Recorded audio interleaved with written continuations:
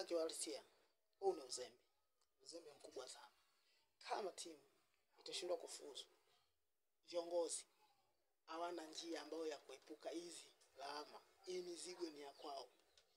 Kwa sababu toka ligi inaanza, watu tumeshaongea uwezo wa kocha ni mdogo. Watu tumeshasema kocha huyo hatufai. Lakini viongozi wakapuuzia, wakaendelea kumng'ang'ania, wakaendelea kuwa naye. Mpira ulizishi, mpira mbovu, mpira ufai. Yaani kocha Minuno alichotufanyia katika timu yetu, mpaka inauma sana ujue. Yaani mpaka nakosa hata namna ambavyo ya kuongea. Kocha Minuno bora ulivyoondoka. Maana vinginevyo nilikuwa na mpango manake. Yaani si nisemaje sio.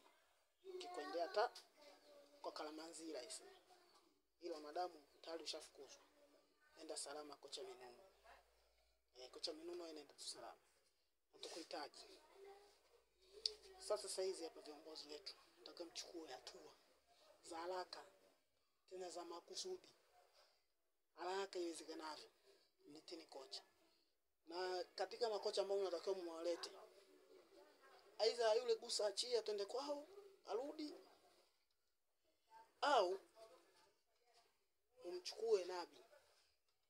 Amrudishe Nabi kwa sababu Nabi ndiye anajua maana yake. Namna gani timu yetu ambavyo inatakiwa icheze. Yeye ndo muasisi walizi ya timu yetu.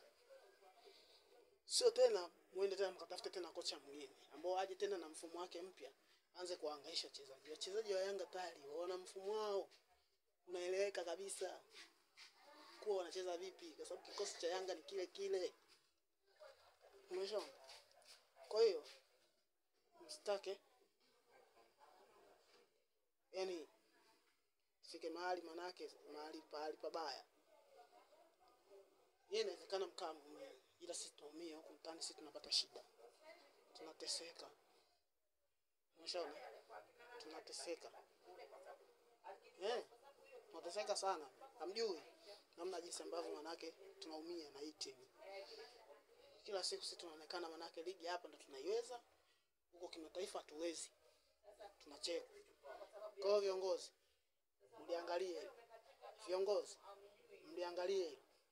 Viongozi wetu ni masubuti, ni wazuri, mnafanya kazi zenu nzuri, lakini hili litawachafulia, hili litawapa doa.